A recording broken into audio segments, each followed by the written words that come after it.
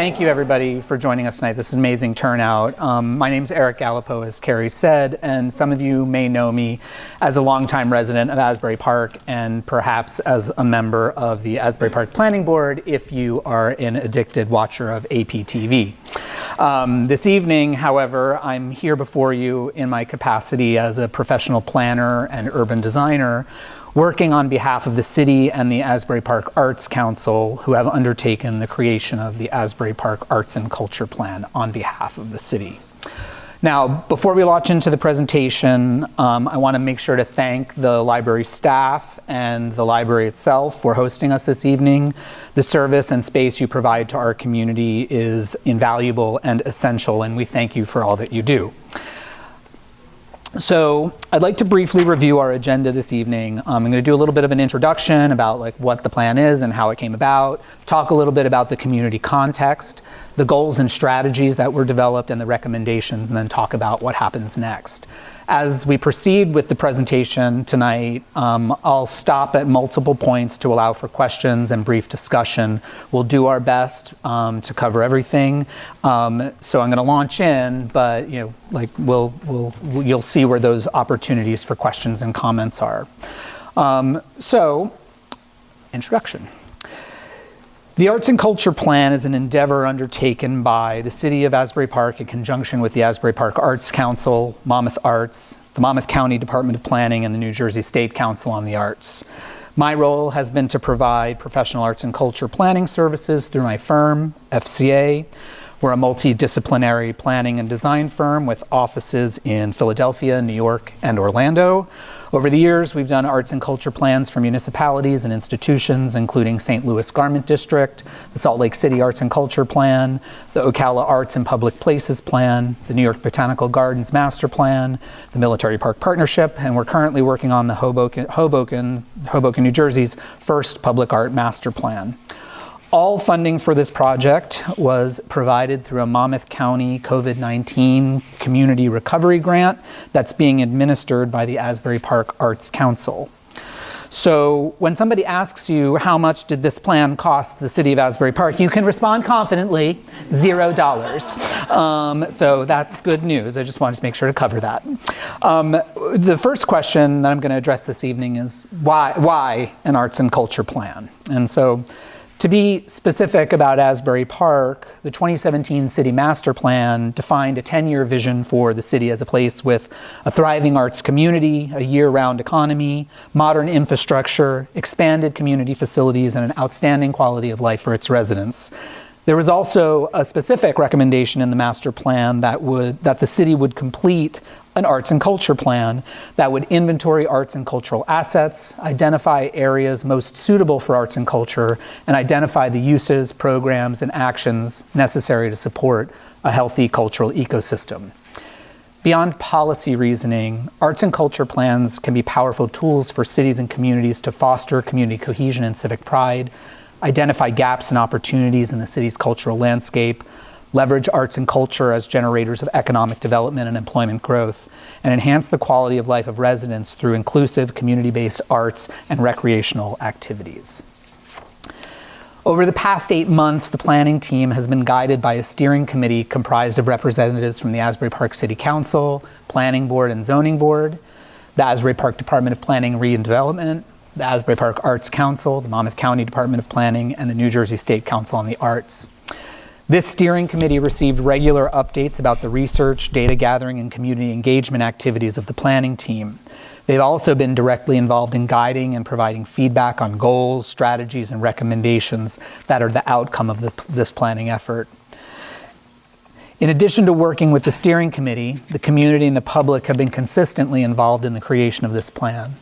Over the past 8 months, we have spent significant effort learning about the individual attitudes about arts and culture, as well as community perceptions about what more is needed. In the pursuit of that, we have received 153 responses and counting to an online survey, conducted more than 20 interviews with representatives of city government, nonprofit, the school system, and others working in arts and culture throughout the city. We've conducted 5 focus groups that included more than 50 local creators and producers of cultural and community activity. We hosted an open house at Blackbird Commons in December with more than 80 community participants that provided feedback on the specific strategies and recommendations of the plan. And over the past year, we attended many community events and gatherings where conversations with community members rounded out our understanding of the cultural landscape and community needs. The cards you see around this screen were gathered from community members and give you a flavor of how important arts and culture is to individuals and the community at large. Overall, we can identify more than 550 individual touch points that have augmented the inventory and research components of this planning effort. Tonight's presentation will focus primarily on the recommendations of the plan, but I'll also present a summary of some of the data and findings that were important in determining the strategies and recommendations. If you have specific questions, we encourage you to ask them, and we'll do our best to address them this evening. Our planning effort began with an extensive research and inventory to understand the state of the existing art and cultural ecosystem of the city. As part of that effort, we first investigated population demographics from the decennial census. Using this data, we learned that there has been a steady decline in the year-round population of the city over the past 30 years. This definitely runs counter to a common perception of Asbury Park as a city booming with population growth.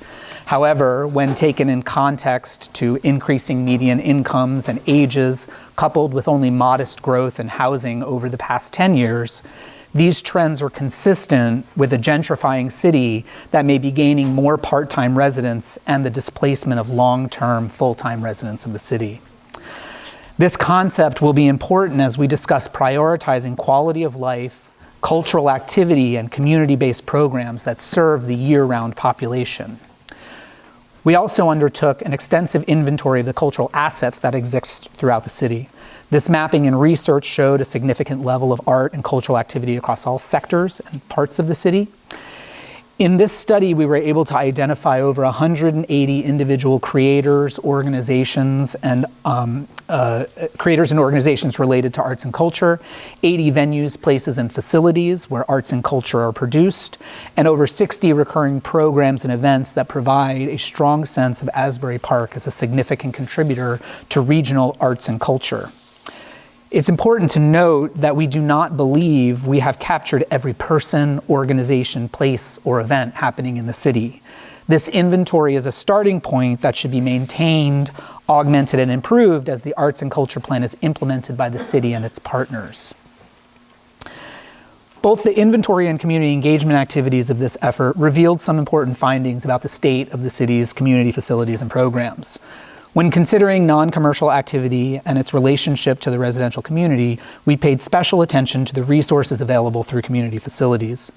What we found is that while there are significant facilities and spatial resources in private venues, community organizations, and schools, both public and private, there are precious few indoor facilities that are perceived as easily accessible or welcoming to the public. The few community facilities, like the one you are in, that do exist are working diligently to provide space and services, but the study has found more services and facilities are needed to fully engage the year-round community in creative pursuits and collective assembly. We also investigated the state of events and venues. Asbury Park is well known for many events and private venues that produce a significant number of arts and cultural offerings.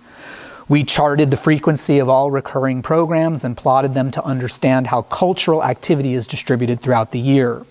What we discovered is that the seasonal nature of the city has a significant impact on the level of cultural activity, with most events occurring in the warmer months of the year. Furthermore, we examined how the prevalence of free and public events compared with that of paid and private events. This analysis showed that while paid and private events generally continue throughout the year, almost all free and public programming for the community is limited to the tourist season. This is another indicator of the lack of high-quality, low-cost indoor facilities for hosting community programs in the off-season. On the right side of the slide, we also analyzed the profile of formal performing arts venues with seasonal outdoor venues on the left and year-round indoor venues on the right. The vertical axis defines those venues that are active on the top and those venues that are inactive on the bottom. The take-home message here is that while we have a significant number of formal venues for hosting cultural events, over 70% of the existing indoor venue capacity is completely unused and inactive. It cannot be understated the detrimental impact this has on the local economic and employment picture when it comes to arts and culture in the city. Related to this is also the concept that there is a crucial distinction between commercial cultural activity that is being produced for private consumption by visitors that is critical to our economic development, and opportunities for free cultural consumption and participation being produced for residents that is crucial to year-round quality of life and community cohesion. Our study examined the different brands and markets that are recognizable contributors to the commercial component of arts and culture and the economy of the city. Based on findings from our survey, research, and engagement activities, it's clear Asbury Park has an established identity as a destination for the beach, food, and live music. While these may be Asbury Park's current strong suit, there are other components of the city's brand as a cultural destination that should be leveraged, encouraged, and supported. Outdoor recreation beyond the beach, historical tourism, learning and making, dance, theater, and other performing arts all have significant potential for increasing Asbury Park's share of the regional creative economy and for engaging our own residents in creative pursuits on the home front. As we make decisions, however, it's important to examine the competitive marketplace to determine what investments will have the greatest impact on the health of our cultural ecosystem. For example, despite the heroic work of various performing arts and theater organizations, the city does not currently have a functioning fixed-seat venue capable of hosting a full-scale theatrical production.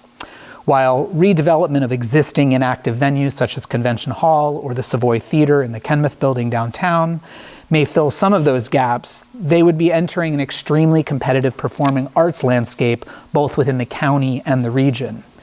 This map shows just some of the functioning formal performing arts venues located within 20 miles of this city.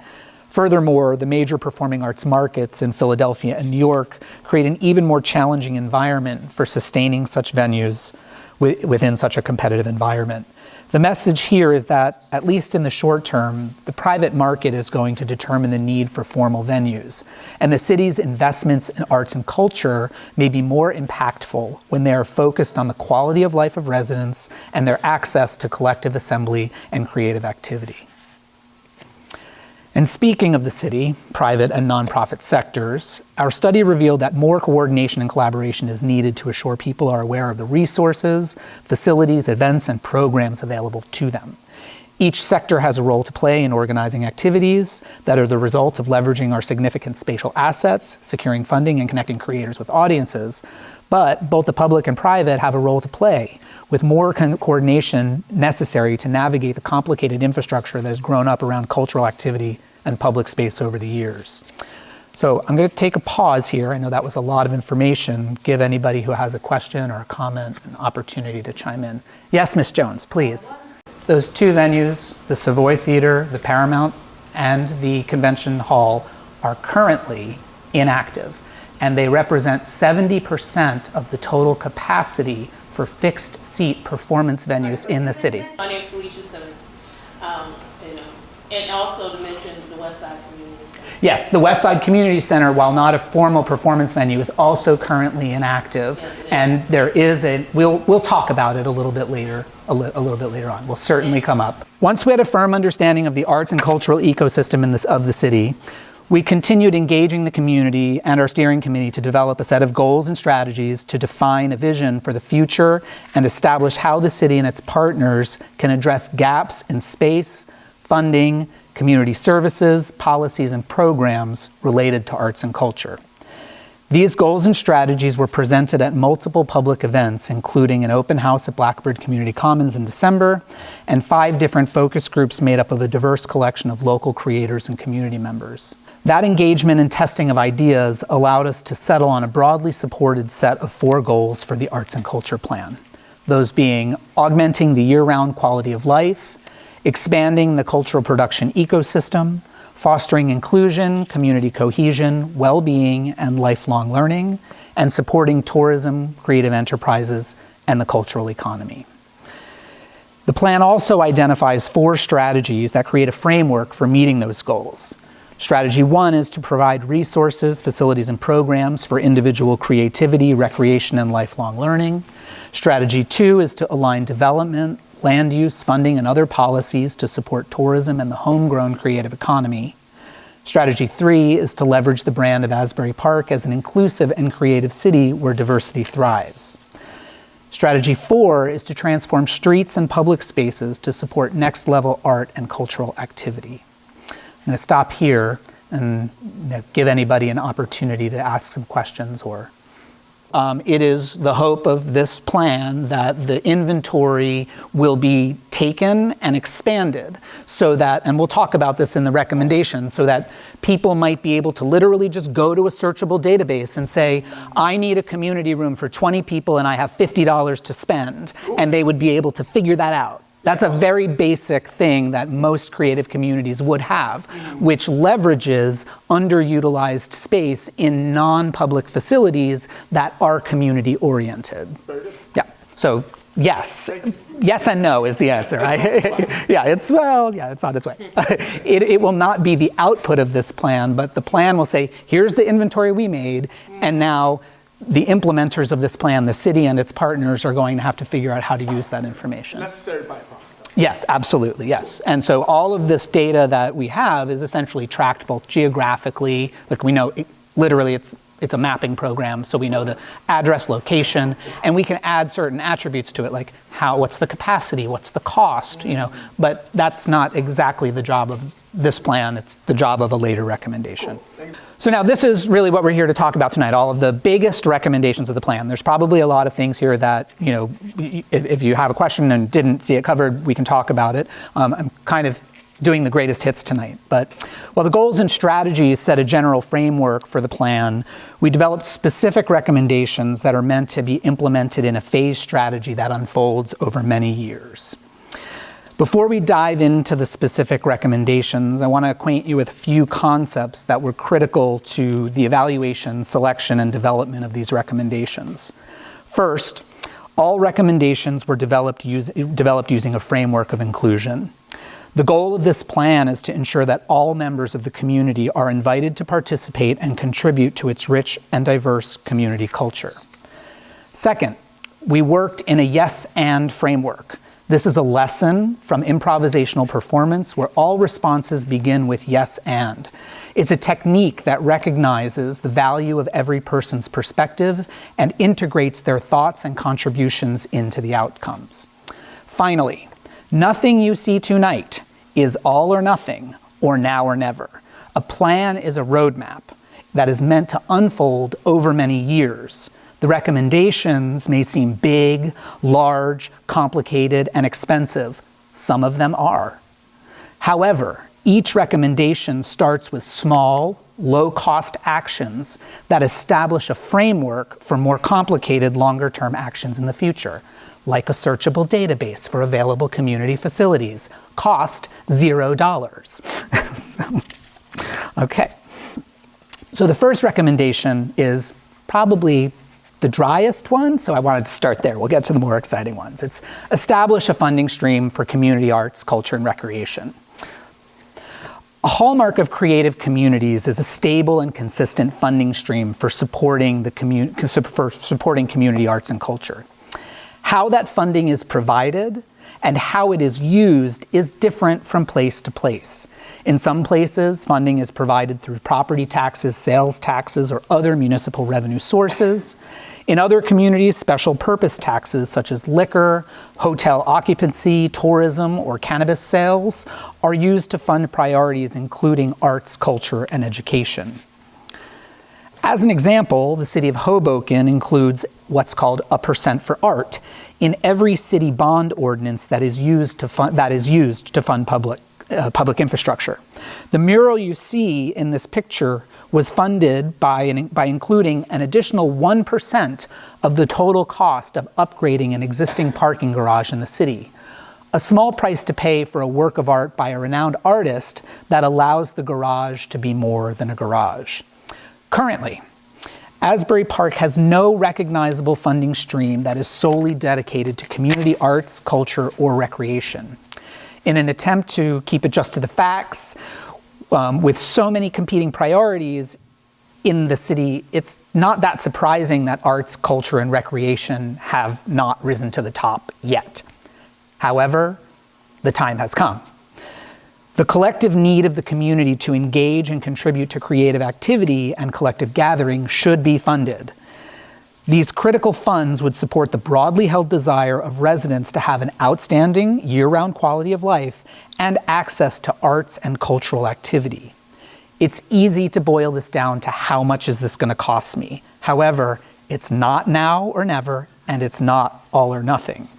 So, the initial action involved in establishing a funding stream is simply to identify the funding priorities and levels for a given period of time, let's say 5 years.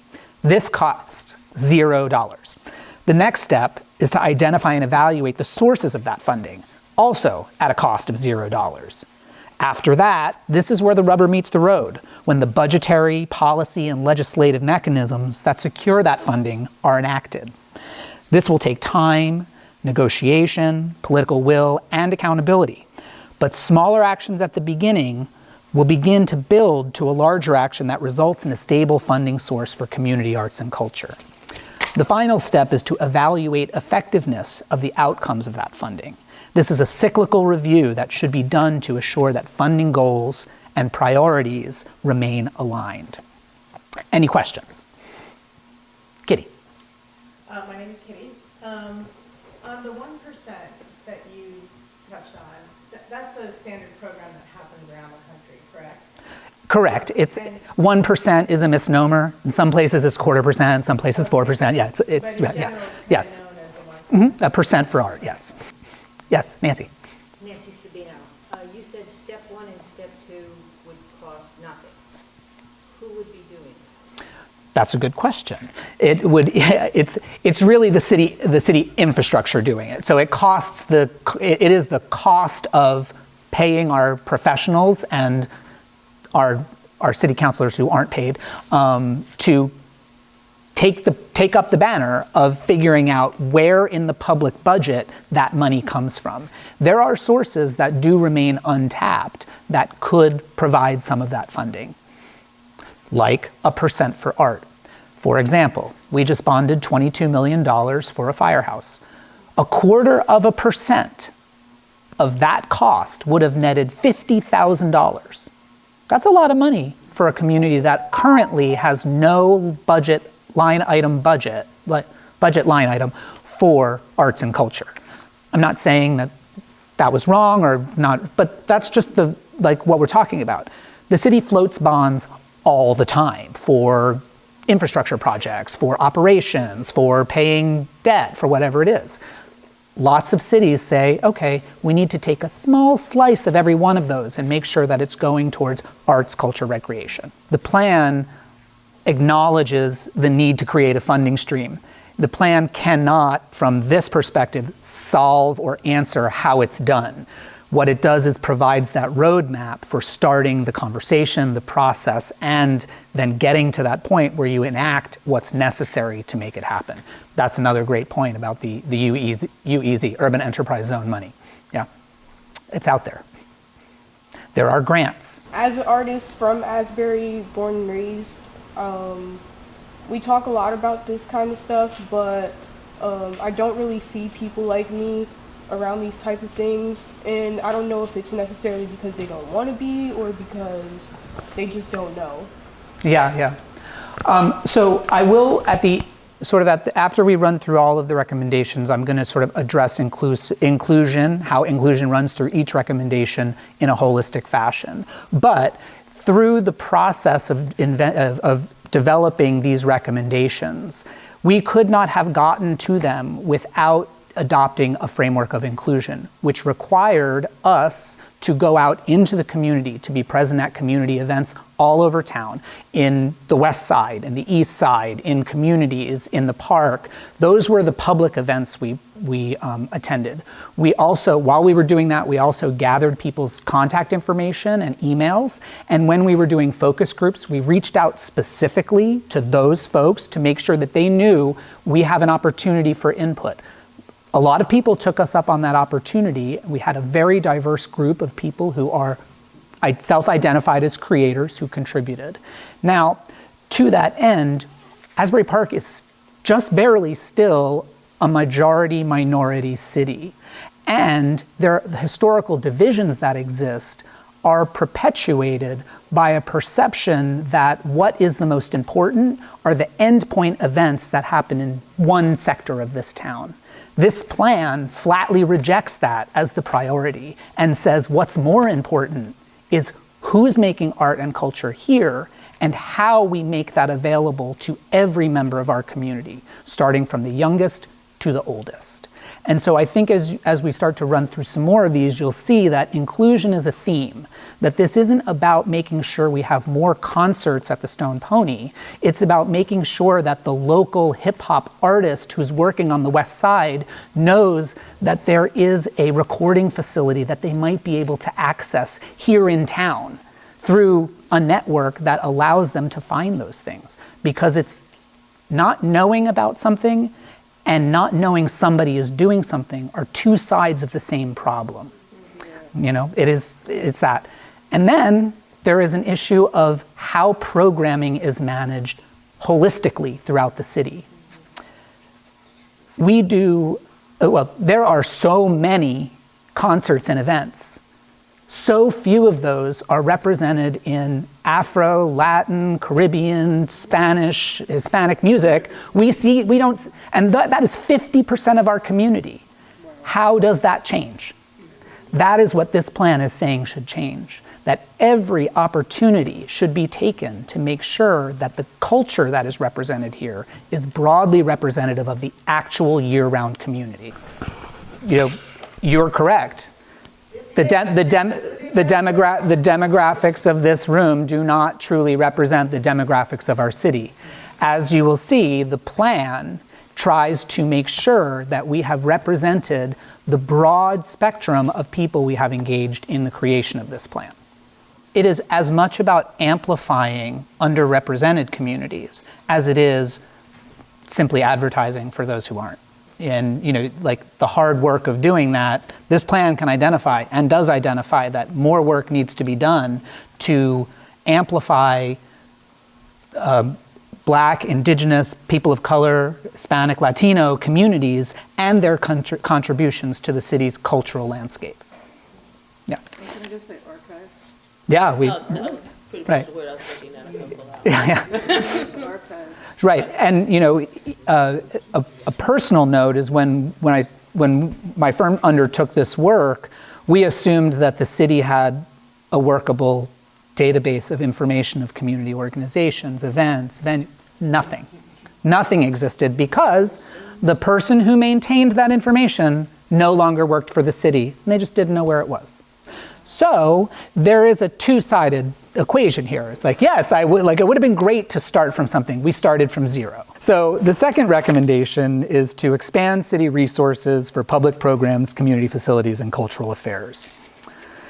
During our investigation, research, and community outreach, we quickly identified that the public approvals and coordination process for both public programs and private events are currently handled by a limited number of staff within City Hall. The city staff member who produces a community event in the park that includes face painting and bouncy houses and, you know, whatever else it is the same person who's responsible for coordinating See Here Now. With more than 80,000 participants over 3 days and a month-long logistics setup and breakdown. The economic value of that can't be understated, but it may ultimately reduce the capacity of the government to address communal needs of the year-round residents. The Arts and Culture Plan recommends that we separate the interfaces, processes, and resources that should be allocated to public programs and private events. These specialized roles would be focused on coordinating public programs and community facilities that are community-facing on one side, and a second set of resources would be available for cultural affairs and special events that are more closely related to commercial activity, tourism, and economic development. In addition to providing specialized management of public and private programming, there is a need for the active management and programming of our community facilities, including parks and open spaces. The story here is similar. The heroic Department of Public Works is responsible for everything from potholes to stormwater infrastructure to beaches and public parks and street signs and street lights. In the short term, it's possible to create a division within the Department of Public Works that is responsible for maintaining parks, open spaces, and community facilities. To start, this division would interface with the Public Programs and Community Facilities Coordinator I discussed just a minute ago. Over the long term, it probably makes sense to merge these functions into a formal Department of Parks and Recreation that is responsible for maintenance, operation, planning, and programming of all public spaces, community facilities, and parks throughout the city. This is very common. In many cities, in Monmouth County, in the state, and in the country, typically, departments of public works focus on infrastructure maintenance. A Department of Parks and Recreation is focused on public programs and public facilities, and a separate entity is responsible for cultural affairs that are coordinating privately produced events in public spaces. Again, this doesn't happen all at once. There are near-term actions, such as maximizing the use of existing spaces in schools, churches, and communities. This may start with developing a searchable database for people to find venues and locations to host their community-based events, including public programs produced by the cities. This has a cost of $0. Next, we differentiate the resources for public programs and private events to provide clear mechanisms for supportive community activity and the private cultural activity that drives our city's economy. Over time, departments can be restructured to provide a specific focus on how public spaces and facilities are managed, maintained, and programmed, culminating in a Department of Parks and Recreation that provides a comprehensive management framework specifically focused on inclusive community arts, culture, and recreation. Any questions? Yes, okay, so when you talk about diversifying the Arts Council, I'm curious what it has to do with the city providing the resources to manage community and cultural programs for all residents. The Arts Council is a 501c3 organization that formed on its own and chartered itself on its own without the involvement of the city government. As I stated at the beginning of this presentation, the Arts Council secured the funding as a 501c3 organization through the COVID-19 Community Recovery Grant to produce this plan. They approached the city and said, we've secured funding to do an arts and culture plan, which the city master plan recommends. The city agreed that the Arts Council, under the direction of the city, would produce that plan. Yes, the city needs to do more to actually coordinate artistic and cultural activity for residents. Written in paper. This, what I've just presented, expanding city resources for public programs, community facilities, and cultural affairs, is that. It's not typical that cities have their own arts councils. It is very typical that cities have departments of cultural affairs and departments of parks and recreation that coordinate their activities to make sure that community cultural and community facility activities are done in conjunction with some sort of broader vision for arts and culture in the community. So yes, this is sort of addressing that, maybe in slightly different words. The next recommendation is for the city to engage a cultural resources partner. Over the course of this planning effort, we've met many creators and members of our community who identify as creators. This is Tayasia Newman, a writer, editor, and fashion designer who lives here in the city, Connie Freestone, a photographer who couldn't be with us tonight but wanted to, and Anthony D'Amato, a nationally recognized recording artist and actor. Some people know him as Remember Jones. Each of these people is at a different stage of development in terms of how their creative pursuits are becoming their livelihoods. However, each of them expressed the same conundrum. Despite high levels of creative activity in town, it's hard to know what other creators are doing, difficult to find production or rehearsal spaces, and there are limited resources for creators to connect to funding, audiences, and collaborators, especially if they are coming from underrepresented and disadvantaged backgrounds. Other cities that experience this type of problem have developed what are called creative resource partnerships. Typically, this is a nonprofit organization or partner that coordinates the facility and facilitates cultural activity on behalf of the city. I feel like these are a lot of the words that were just used here. This may include networking, grant-making assistance, creative enterprise incubation, and coordination of resources. They act as intermediaries between the public, the creative community, and the city.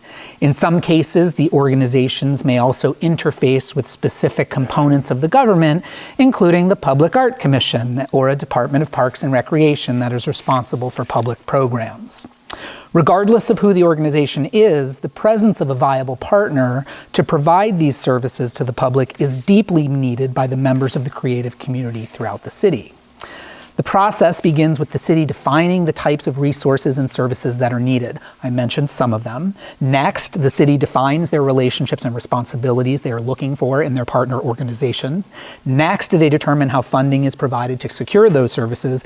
And finally, they formally establish the partnership through a request for proposals and a formal selection process.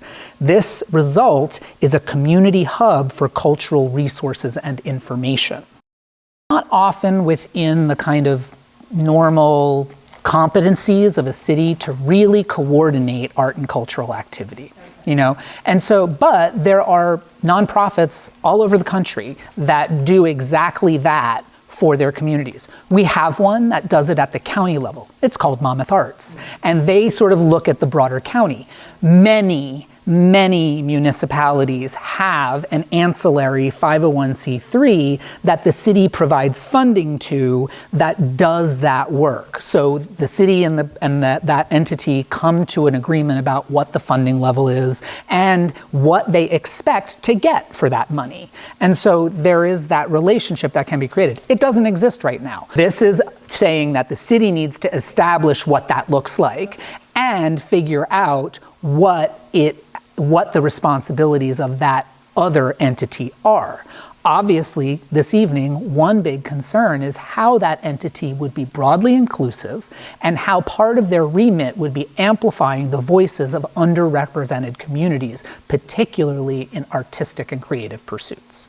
A creative arts partnership is not solely funded by a city. The city generally provides a portion of that funding, and that creative arts partnership does all of the fundraising, granting, and that it can do to fund the rest of its operations. Asbury Park is a city of 15,000 full-time residents. That is not representative of the actual number of people who live here. The population density of Asbury Park is much more commensurate with a city like Hoboken or Jersey City. We're actually on par with that for population density. And those cities spend hundreds of thousands of dollars a year on their creative arts partnerships. That is funded through some of those things that we talked about earlier. A % for art, whatever that public funding stream for the arts that is established could very well be used for this type of thing. You know, so all of these recommendations are a little bit interrelated. Like, we need to have funding that is for arts and community culture and recreation. We need a cultural resources partner. And within the city government, there needs to be specific resources who are meant to manage community programs and private commercial cultural activity. It's a comprehensive approach, sort of like three-legged stool here. Yeah, I mentioned that earlier, that typically there are three components, which would be the Department of Public Works maintaining infrastructure, the Department of Parks and Recreation maintaining community facilities and community programs, and then the Department of Cultural Affairs, which is more interfacing with kind of the economic development side of cultural activity. There are lots of creative businesses in town, and these are small business owners, just like any other person. And so the capacity they have for doing, extensive fundraising or funding of third-party sources may be quite limited, even if you perceive that business to be highly successful. However, there's a lot of drinks that are sold in town at 5 cents a vodka and tonic. We'd be rolling in Van Goghs and Degas. So there are ways that businesses could be tapped for those things. The next recommendation, we're going to start moving more into physical things now. The next recommendation is to center the city's visual brand on creativity and community values. Asbury Park is a city with a rich cultural history, a diverse population, and a tourism-based economy. However, the physical infrastructure that supports both community and commercial activity does little to send a message that Asbury Park is a city where creativity, diversity, and inclusion thrive. Public infrastructure, including bike racks, benches, signage, lights, bathrooms, and other elements of the urban environment, are all opportunities to express community values in ways that build civic pride for residents and supplement the experience of visitors and the tourist economy. Over the years, the public and private efforts have applied a very temporary and tactical solution to this problem throughout the city. However, with a nascent and growing brand around public art and creativity, it's time for Asbury to graduate from a tactical framework to a framework that prioritizes permanent transformation of streets, public spaces, and urban infrastructure. This type of approach can be seen in many places, and when applied correctly, speaks for itself. Over many years, the city of Miami Beach has been mining its connection to Art Deco design and architecture to advance historic preservation, tourism, and community branding. These images make it hard to argue the effectiveness of the method in creating a visual brand that is as interesting as it is beautiful. The Art and Culture Plan recommends that the city and its partners undertake a process to look at the many ways a consistent visual brand can be deployed throughout the city. The plan further recommends that the brand should be the result of a process that establishes motifs, patterns, and styles that are derived from shared community history, culture, and values. This is not simply an issue of creating one element and applying it throughout the city. This is a process that uses tools like typography, colors, logos, and other elements of a brand, and applies them to urban infrastructure in the same way that you would apply it to things like social media, tourism marketing, and merchandise, that together define an identity that is recognizable to visitors and authentic to the experience of living in Asbury Park. Again, at first, this does not have to be an expensive or complicated endeavor. The first step would be to engage an expert resource and the community in creating a system of tools and assets that define the elements of the city's visual brand. Then the city can look at the cycle of infrastructural renewal and develop a plan for integrating the visual identity into every project the city undertakes. How are colors used? How are logos applied? What places and neighborhoods have special identities that must be amplified and celebrated? Over time, the cycle of renewal builds the visual brand, project by project, element by element. Finally, the city may engage in a tourism and marketing campaign that turns our visual brand outward as a tool for economic development and promotion of our rich profile of cultural and artistic opportunities for visitors year-round and citywide. The next recommendation is to support and connect cultural nodes and community gateways. In researching cultural activity within the city, it was apparent that there are currently 3 recognizable cultural districts. The Waterfront District, generally focused on tourism and entertainment. The Downtown District, generally focused on arts and commerce. And the Springwood District, generally focused on community culture and activities. The plan makes general recommendations for each of these areas, including the establishment of community focal points, expanding placemaking and programming, and incentivizing specific uses that augment the different functions of each district. The Springwood Community Cultural District has many educational, open space, community facilities, and community organizations centered around the intersection of Atkins and Springwood Avenues. Signature streetscaping and urban design in this area could augment the emerging community focal point and establish an important community gateway, cultural gateway, on the west side of town. The city should also continue to incentivize the development of housing, particularly affordable housing, to assure that housing supply is keeping pace with demand, especially as it relates to retaining existing residents. Within the downtown district, the traditional commercial environment can be augmented by establishing clear focal points that allow an increased level of public programs and events. The art and culture plan suggests that there are significant opportunities to create streetscapes on Main Street, marking the entrance to the core of the commercial area of the city. Deeper into the district, Press Plaza could be transformed into a public space that is capable of hosting events and community gatherings. This would include an upgrade of the streetscape design that allows the street to be temporarily closed to traffic and used for events such as concerts, markets, and events. It's important to mention that these public programs and events should engage all members of the Asbury Park community. This means procuring and producing events and partnerships that showcase local talent, homegrown enterprises, and are broadly representative of the ethnic and racial groups that make up our year-round population. The city should also continue to work with existing landowners on redevelopment projects that augment the profile of cultural uses and venues within the downtown district. This may include revisions to zoning, redevelopment plans, and incentives offered for the inclusion of community and cultural uses.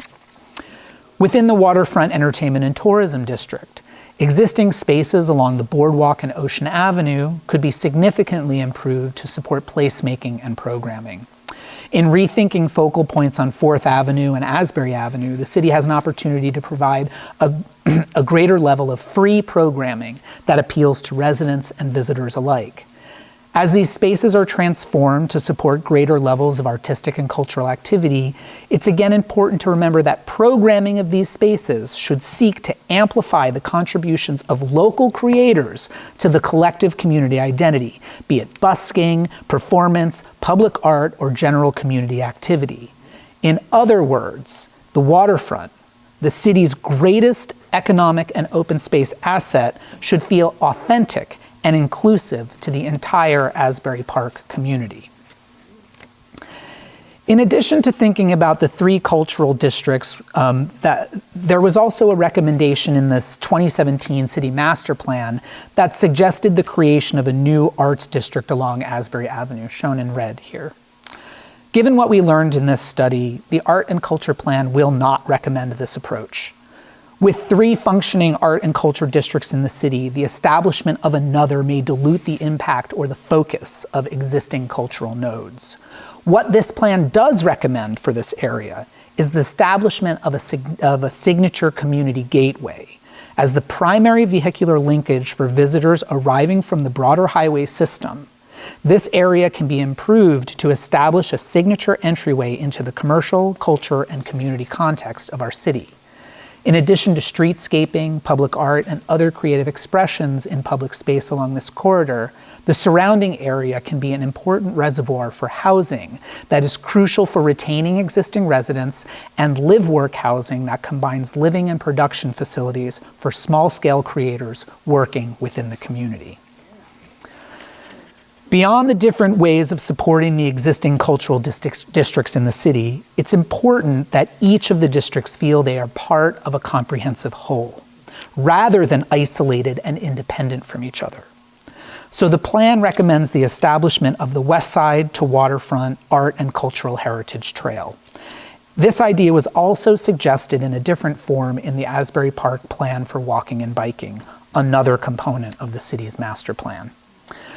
The work of the Art and Culture Plan suggests a continuous trail that is connected using public art, sculpture, programmatic activations, and community focal points as a final piece in creating a comprehensive network of connected arts and cultural districts throughout the city, which recognizes the individual and contributory aspects of each district. I am certain that this seems like a lot. But again, it's a long process that begins with simple actions like updating zoning and redevelopment plans, a relatively low-cost effort. This is followed by planning and design studies that create the parameters for reimagining how streets and public spaces can better serve the community's collective programmatic needs. This is augmented with specific programming and placemaking plan that is inclusive of local creators and the many diverse communities that make up our city. After all that, the city finally allocates the funding for design and construction projects, resulting in an integrated system of nodes and community gateways throughout the city that are developed over time. You know, we've been talking a lot about sort of policy and sort of theoretical recommendations, and I'm sure a lot of you are asking, like, well, okay, this is an arts and culture plan. What does that look like? Well, we've produced some renderings to give you a flavor of what these types of interventions could look like. Before I move to that, I want to be clear that these are intended to articulate a vision and are not final design proposals. Each intervention we have described so far requires significant additional planning, engagement, and design in order to be realized. And specific outreach should be done to communities they affect. But since this is an art and culture plan, it's important to use a little bit of imagination and to dream about possibilities. So what could that look like? This is what people currently see when they arrive at the intersection of Comstock and Asbury Avenue. There is a redevelopment proposal. I encourage everybody to show up at the planning board next week when they entertain the development that will go on that site off to the right. And this is what it could look like if a creative streetscape were implemented along Asbury Avenue. It would transform the space into a gateway that inspires civic pride, establishes a brand of creativity for visitors arriving from other places. In conjunction with new housing and more permissive uses related to cultural and artistic production, one can imagine an active gateway that firmly establishes the brand of Asbury Park as creative, welcoming, and cosmopolitan. Next, we have Press Plaza and the West Side to Waterfront Art and Cultural Heritage Trail.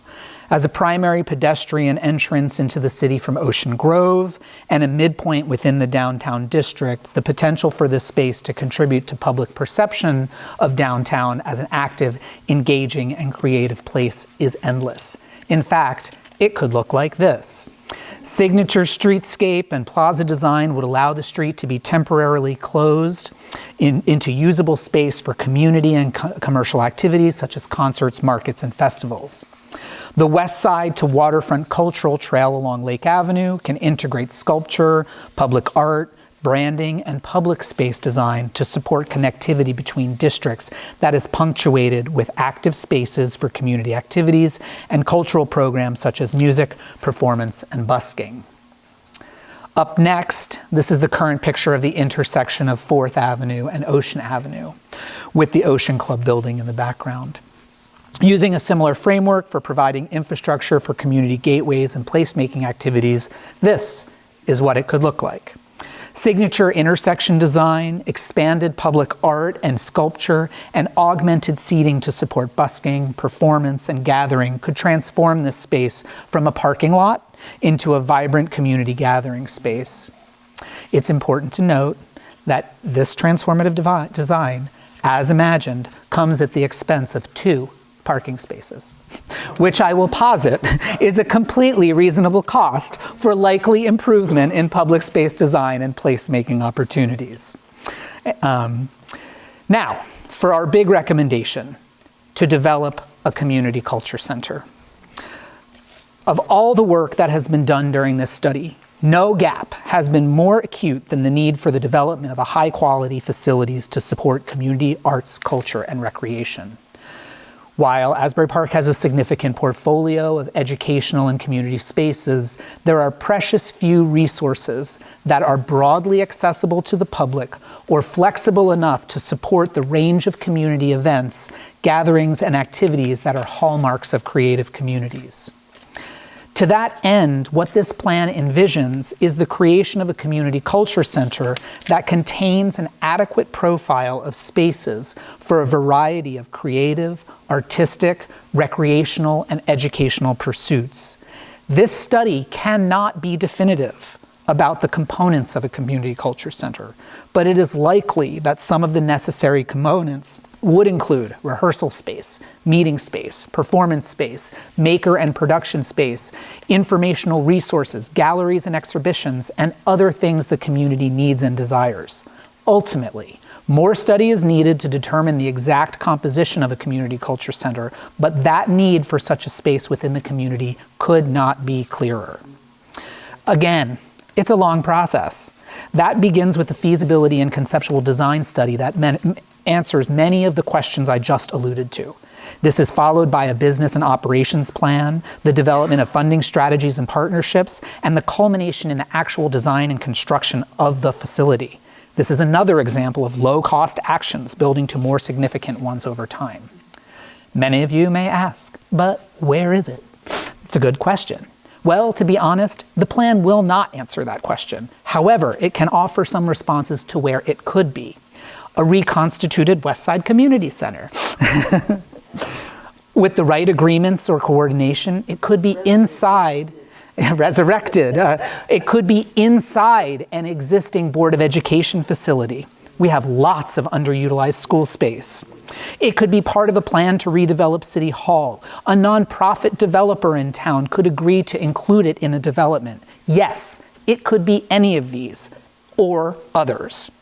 The next question you ask is, well, what would it look like? Well, we've prepared a conceptual rendering of what the interior space of something like this could look like. Just a reminder, this is meant to evoke a vision, not be definitive about individual components or a design vocabulary.